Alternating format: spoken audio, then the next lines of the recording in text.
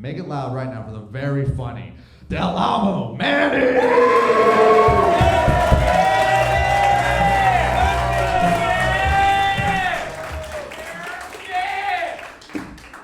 Huntington Beach, good to be here. Can y'all hear me okay? Yeah? All right. Do we have any World Cup fans in the audience? Okay, very American response. But me personally, I enjoyed the World Cup. Not only were the matches very entertaining, but I also felt like I learned a bit about different cultures. For example, Ecuadorians. I did not know they were that black. Yeah, I was shocked, dude. They came out looking like the Detroit Pistons. I was like, when did the Harlem Globetrotters get so good at soccer, right? But you know, it's always a pleasant surprise to find out about black people in areas you don't always expect, whether it be Ecuador, Huntington Beach, the inside of a swimming pool. Because I know the Little Mermaid is black now, but that's just good CGI. It's not realistic at all, dude. So fried chicken, we're doing all the stereotypes tonight. So happy Black History Month, people. Come on, am I blushing right now? But also, I deserve that, thank you. No, I'm kidding. But there's a stereotype that white people don't make good fried chicken.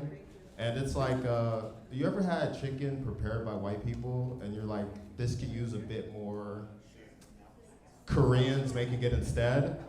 It's like, that's a misconception though, because I like Raising Cane's and I like Chick-fil-A, and those are white-owned businesses that make great chicken in my opinion. So I don't think it's the cooking per se, I think it's the bird selection, you know? You need like a southern, conservative chicken, right? You can't have a liberal chicken. A liberal chicken's like, oh, am I being farmed sustainably? Like, nah, that chicken's a vegan, right? You can't mess with that. You need like a foghorn leghorn, you know the giant rooster from Looney Tunes? Perfect chicken, dog. I go to Whole Foods sometimes and they're like, this chicken is antibiotic free, and that's great, but I need to know its vaccination status. If that chicken doesn't get all its information from the Joe Rogan podcast, send it to Santa Ana, we're good.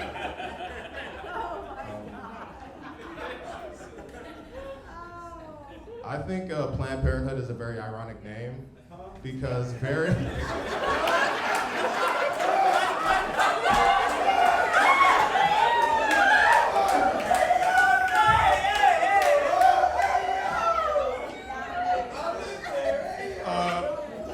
all right, settle down tonight. It's kind of my night, so kind of about me right now. But no, I think it's an ironic name because very few people plan to be there. And Parenthood, chlamydia. Everyone is there for chlamydia. I feel like if you could spell chlamydia without using autocorrect, you probably have chlamydia. Do you know how many Google searches it takes to learn how to spell that right? 17.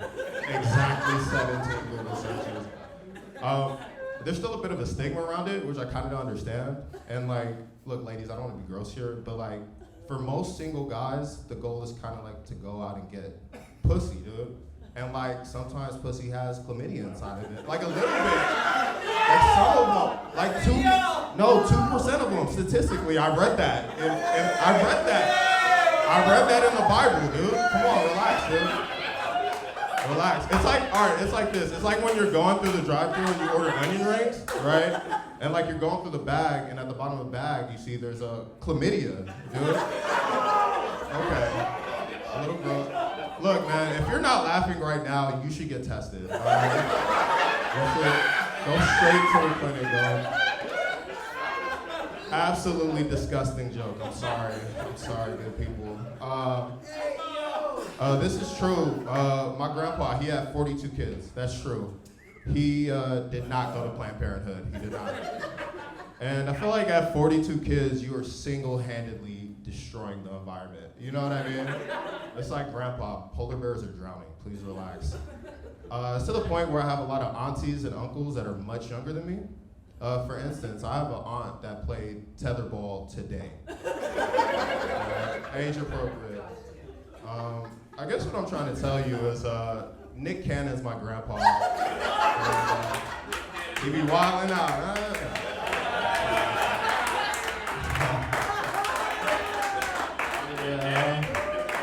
Yeah, I wrote that one myself. I'm doing a great job up here. Look, I'm gonna end off on a light note. I usually like to end my sets off on a lighter note. So this next joke is gonna be like kind of silly. It's gonna be fun. This joke is about my favorite romantic comedy. All right, ready? All right. So Jeffrey Dahmer. I know. Who do we have to eat to get on Netflix? But relax. I got it. It gets much worse. So there's a scene, right, where a detective, they're interrogating Jeffrey Dahmer's father, his dad, and they're like, Mr. Dahmer, are you aware that your son's a serial killer, cannibal, and he's gay? And the dad's just like, I mean, like, how gay? Like, super gay, or? And I'm like, bro, how's that your main concern right now? Like, the key word of any sentence with the word cannibal in it is cannibal. Can we all agree? That's like if you had a daughter instead and they're like, Mr. Dahmer, your daughter's a serial killer, cannibal, and she dates black guys. And he's just like how black? Like super black? And then the detective's like, we suspect he's Ecuadorian. Honey, you've been amazing. Thank you so much.